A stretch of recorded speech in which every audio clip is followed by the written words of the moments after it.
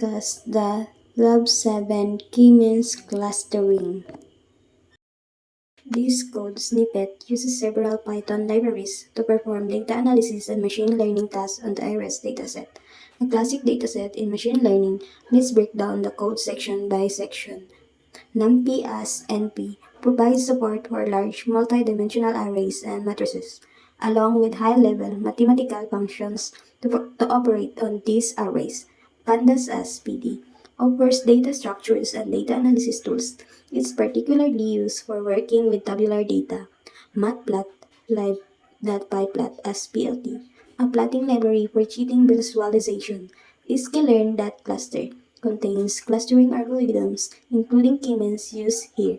Sklearn.datasets provide access to sample datasets, including the IRIS dataset, load/iris. Sklearn.preprocessing offers tools for data pre-processing with standard scaler used for featuring scaling.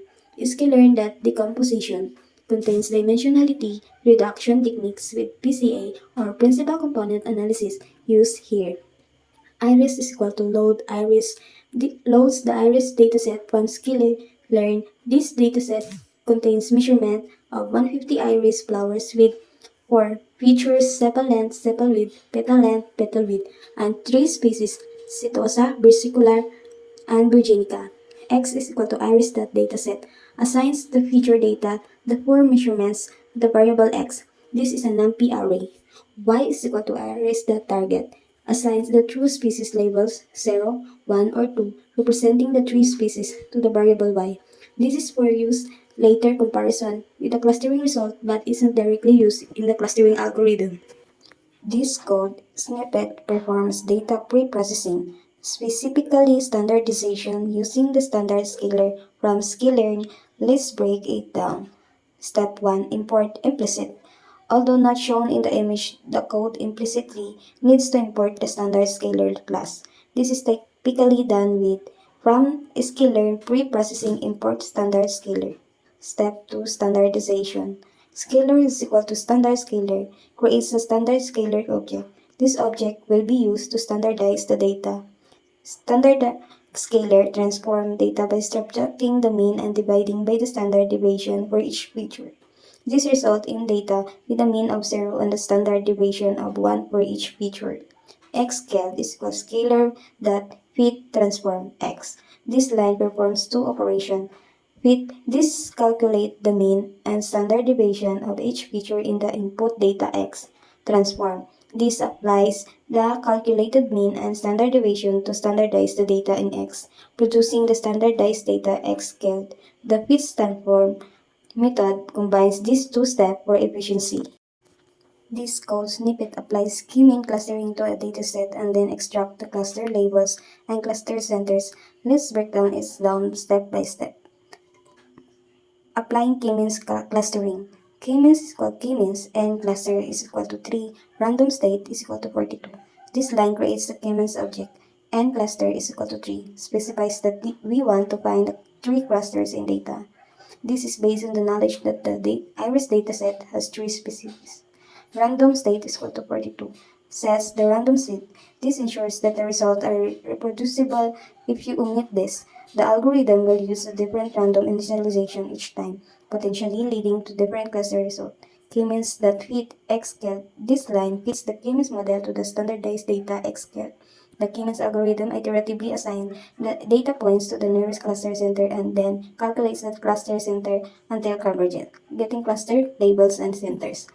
Cluster is equal to k-means.labels. This line extracts the cluster label assigned to each data point. K-means.labels is a NumPy array containing the cluster index 0, 1, or 2 in this case for each data point in Xscale.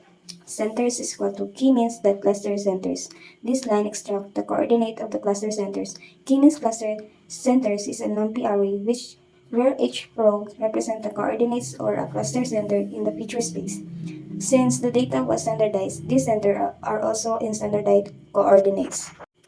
This code snippet reduces the dimensionality of the data to 2 dimensions using PCA and then visualize the clustered data points along with their centroid. Let's go through it step by step. Number 1. Dimensionality reduction with PCA. PCA is equal to PCA and components is equal to 2 creates a PCA object that will reduce the data to two principal components. This is done for visualization purposes. It's easier to plot data in two dimensions. XPCA is equal to PCA that fit transform X scale. Applies PCA to the standardized data X scale. Fit transform first fit the PCA model to the data, finding the principal components, and then transform the data into reduced dimensionality space. XPCA now contains the data projected onto the two principal components. Centers PCA is equal to PCA that transforms centers. Project the cluster centers from the given step onto the same 2D PCA space as the data points. This is necessarily so that the centroids are correctly positioned in 2D visualization. Number 2. Plotting the cluster and centroid. This section creates a scatter plot to visualize the result.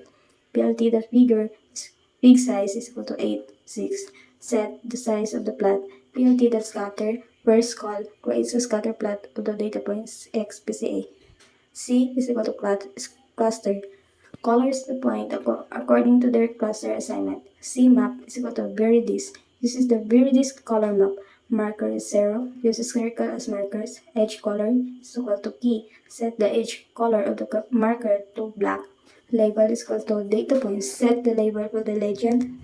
PLT the scatter. Second call creates a scatter plot of the cluster centers PCA. PLT the title, PLT X label, PLT Y label, PLT legend, PLT show. Set the title, access, labels, legend, and display the plot.